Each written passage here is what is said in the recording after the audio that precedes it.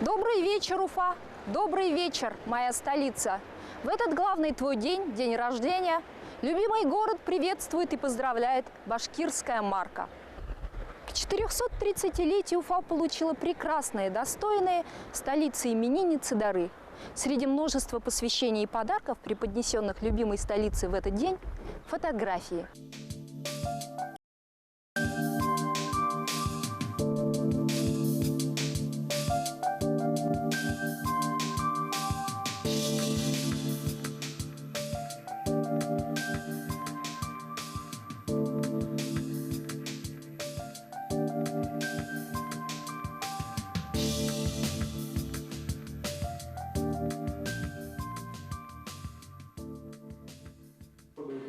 В фотоконкурсе «Старая Уфа» мог принять участие любой житель столицы, не только фотограф или профессионал.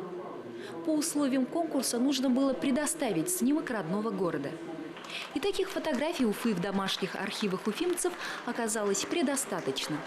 На суд жюри было представлено более 1230 работ. 250 из них составили основу экспозиции в Центральной художественной галерее столицы. Те уникальные работы, которые сегодня есть на этих стенах, работы старых времен, где отражают историю нашего города, возрождение этого города. Именно те исторические моменты, как, например, Кабелей Салавата Юлаева, монтаж Салавата Юлаева, или архиерейка, или где вот национальные костюмы на наших женщинах, именно традиционные национальные костюмы и те простые лица, которые есть, это действительно приносит какое-то вдохновение. Или пейзаж природы, где женщина идет с ведрами, она идет куда-то вдаль. Это чисто поэтическая, такая лирическая фотография. Я Уфу представлял несколько иной. Для меня, в общем-то, было неожиданным то, что Уфа, оказывается, была не такой уж и зеленой раньше. Оказывается, зелени было намного меньше, чем сейчас. Но что вот меня не то чтобы удивило, а задело, это тот мир, та обстановка, в которой Уфа жила и развивалась. Обстановка суровых таких времен, обстановка тяжелых, так сказать, годин для людей. Трудно жили люди, это чувствуется по снимкам. Но приятно то, лично для меня, что на этих снимках фотографы сохранили для нас, для будущих поколений, память об этой Уфе, которая развивалась пусть в тяжелые времена, трудно, но она сейчас в этих снимках представлена перед нами именно той, которой она была когда-то, что имеет большое познавательное значение, особенно для молодых людей. С той поры, когда в Уфе появился первый фотоаппарат, можно проследить историю родной столицы визуально. Теперь эти снимки – фотодокументы, ценность. Сменялись эпохи, менялся государственный строй. Менялась сама Уфа. Неизменным оставался лишь ее дух – уфимский дух. Анатолий Михайлович Виноградов более 40 лет проработал фотокором в главной газете республики «Совет Башкортостана», ныне Республика Башкортостан. Вы, профессионал, могли представить, что Уфа окажется такой? Можно вас, старейшину, чем-то удивить? Удивить, конечно, можно. И действительно, когда я приехал в Уфу, это после войны, с фронта приехал, тогда увидел, Уфа была маленькая, в основном, за исключением некоторых таких зданий, как, например, гостиница Уфа, Центральный универмаг на Карла Маркса и другие. А в основном это было двухэтажные, одноэтажные деревянные дома. Уфа, конечно, была совсем маленькая, а город Черниковск был отдельным городом. Значит, И вот сейчас смотрю, какая Уфа стала. Конечно, неузнаваемо изменилась. Сейчас уже строят здания совершенно оригинальной конструкции.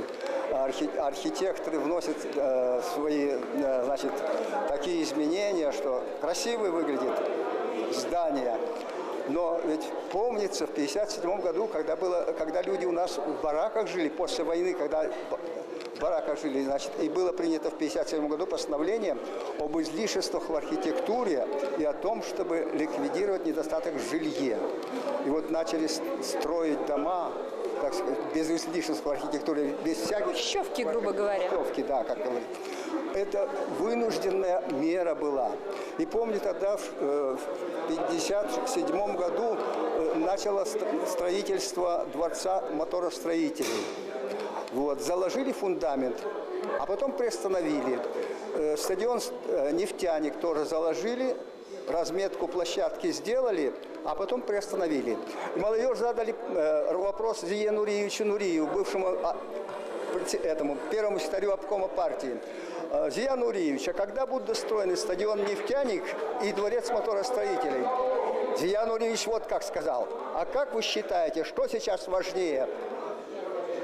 Жилье или эти объекты? Все ясно. Жилье важнее было тогда. Очень за короткий промежуток времени. Вот проспект Октября построили, Первомайскую улицу застроили в те годы. Проспект Октября, потом бывший аэропорт удалили в 1963 году за город. И эту территорию бывшего аэропорта тоже за несколько лет было застроено жилыми домами. А вы какую запомните Уфу? Первые свои снимки я сделал еще фотоаппаратом «Смена» в 1964 году. И с тех пор снимаю. И как-то стараюсь все эти старые пленки сохранить. И даже с них еще можно отпечатать ту Уфу, какой я помню в детстве. При мне, когда я еще совсем маленьким был, взорвали Троицкую церковь. При мне стали строить монумент дружбы. Я его помню еще в лесах. Вот. И сейчас, конечно, за последние годы я свой город и не узнаю. И в то же время, если бы я уехал лет на 20 назад из Уфы и вернулся бы, я бы в ней, честно говоря, заблудился бы.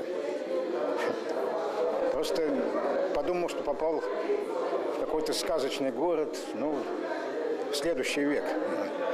И сейчас я продолжаю с удовольствием снимать и новостройки Уфы, дворцы, и старые улочки, которые где-то через год-два, может быть, уйдут.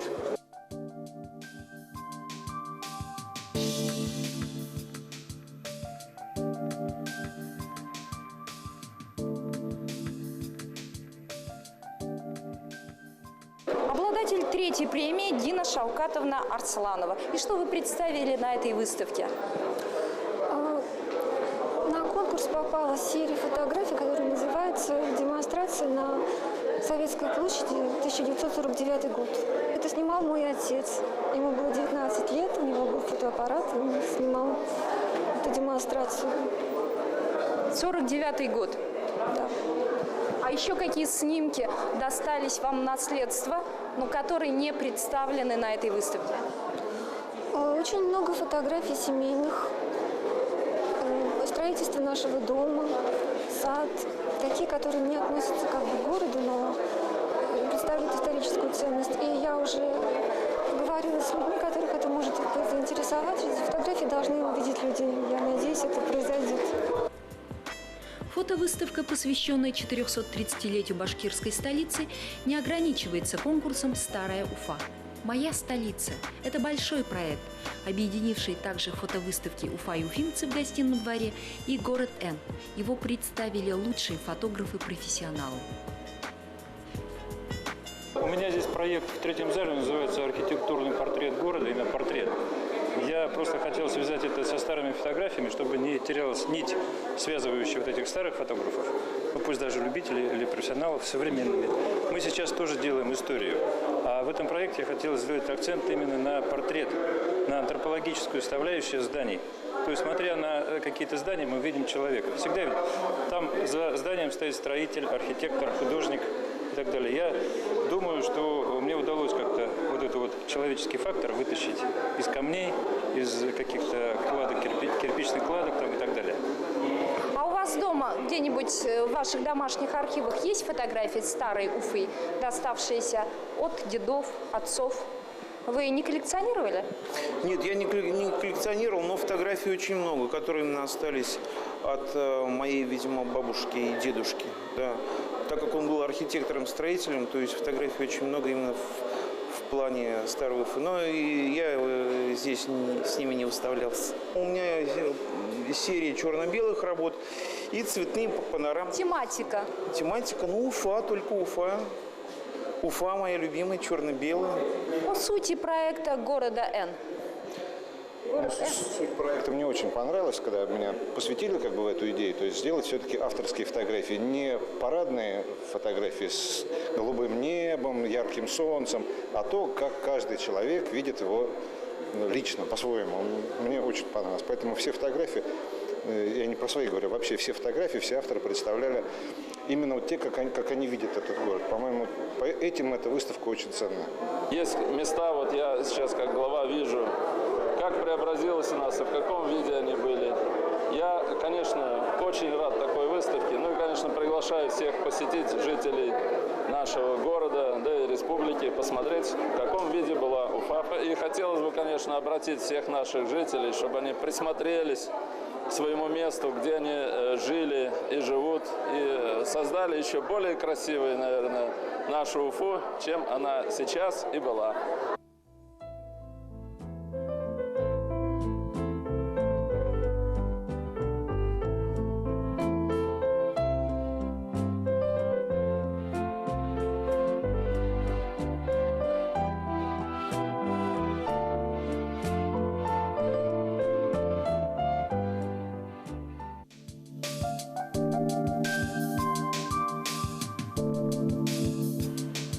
Немыслимый, немногий, неписанный, нетленный, небесный, неземной, непокоренный, награжденный, невероятный, ненаглядный, ночной, неспящий, необузданный, нескучный и неугасимый, неисчерпаемый, неиссякаемый, нежданный, неизведанный и незнакомый. У каждого из нас свой город Н. Город Н – проект, объединивший лучших башкирских мастеров фото и не только. Художник Ильдус Валитов – один из участников проекта «Город Н». Ильдус Валитов родился в Казани.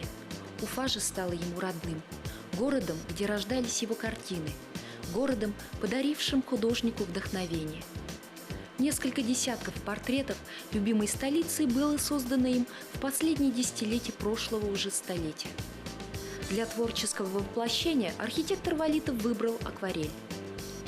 А главной темой – городские пейзажи, уфимские пейзажи.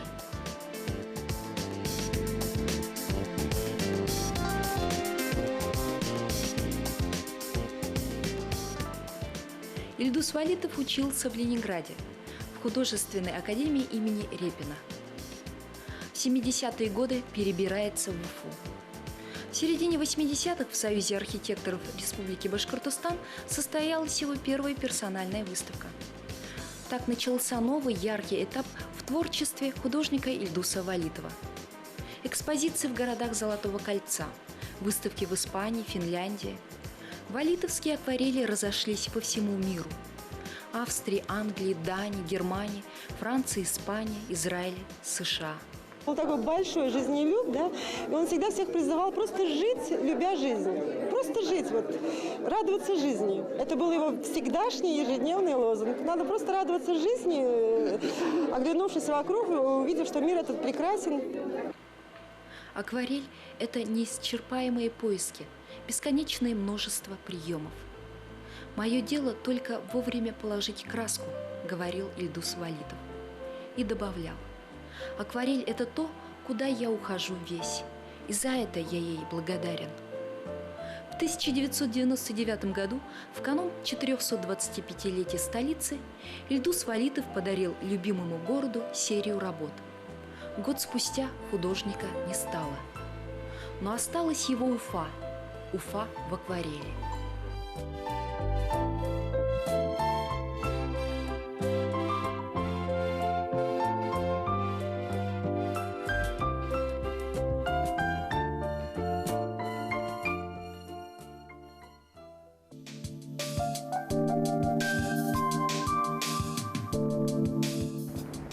В этом старинном особнячке середины XVIII века прошло детство великого русского писателя Сергея Тимофеевича Аксакова. Сам дом, где родился автор «Аленького цветочка», находился чуть поодаль. Там, где сейчас располагается парк Аксакова, стоял он у пруда.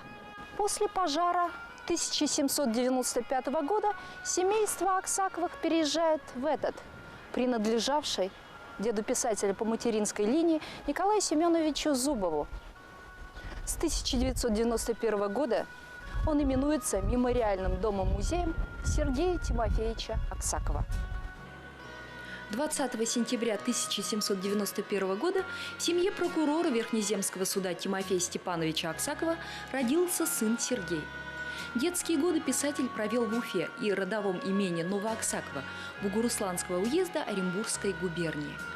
По окончании Казанской гимназии в 14 лет от роду он становится студентом Казанского университета.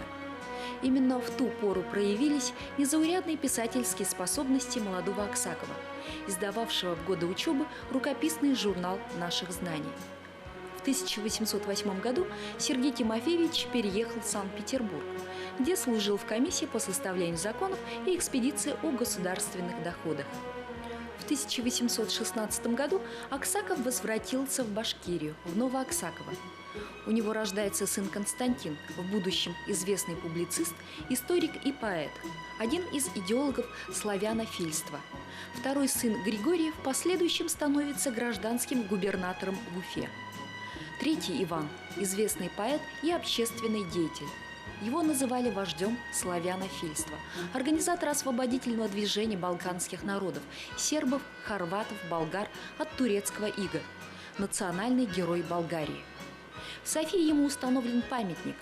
Одна из центральных улиц болгарской столицы носит его имя. Всего в семье Сергея Тимофеевича Аксакова было 10 детей. В 30-х годах 19 столетия Аксаков работал цензором в Московском цензорном комитете. В 1835 году Сергей Тимофеевич стал первым директором Константиновского межевого училища. В 1847 году в свет выходит книга Сергея Тимофеевича Аксакова «Записки об ужении рыбы». За нею последовали записки ружейного работника Оренбургской губернии, мемуарные произведения, биография М.Н. Загоскина, семейная хроника и детские годы Багрова внука. Но самым известным и великим произведением Сергея Тимофеевича Аксакова во все времена остается простая сказка «Аленький цветочек».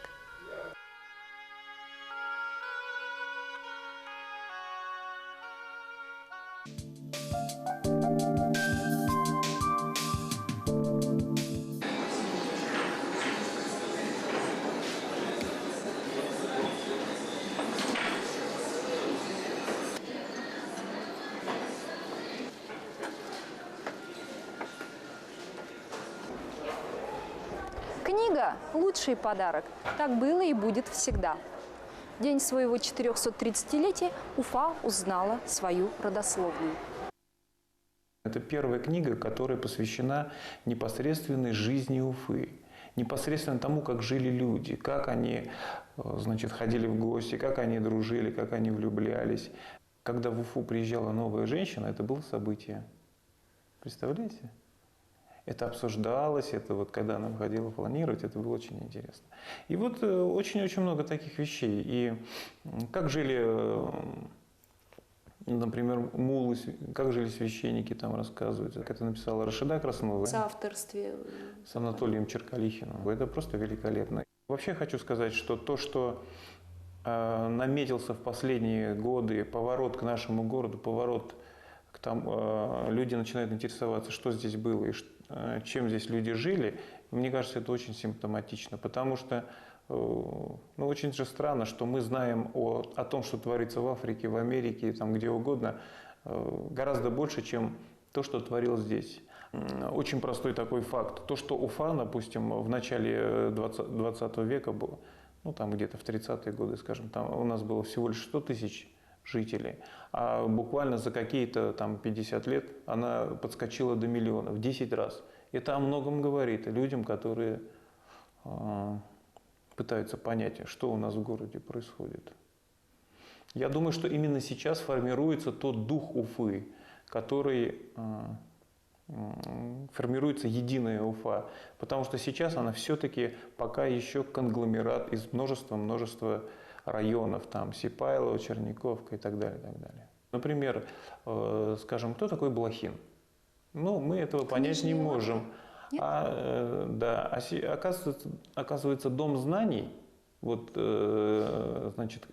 книжный магазин знаний, на Ленина, который сейчас занимает Белая река, когда-то был книжным магазином, книжной лавкой купца Блохина Николая. И сейчас мы начнем его узнавать. Почему там книжный магазин? Потому что такая традиция. И кроме того, например, есть такая очень интересная история, которая не вошла в эту книгу. Ведь раньше называл не Уфимский, а Уфинский. Почему? Потому что по правилам русского языка надо говорить Уфинский. Александр III все время путался. И тогда ему и поменяли, сделали Уфимский. И с тех пор так пошло. Уфа, уфимец. А на самом деле должен быть уфинец. И я думаю, что что по этой книге будут дети учиться. Я думаю, что эту книгу будут с удовольствием увозить гости, которым это будет вручаться. Но это только первая книга вышла. За ней последует и вторая, будет продолжение. Это Алла-Берга, как у нас говорят.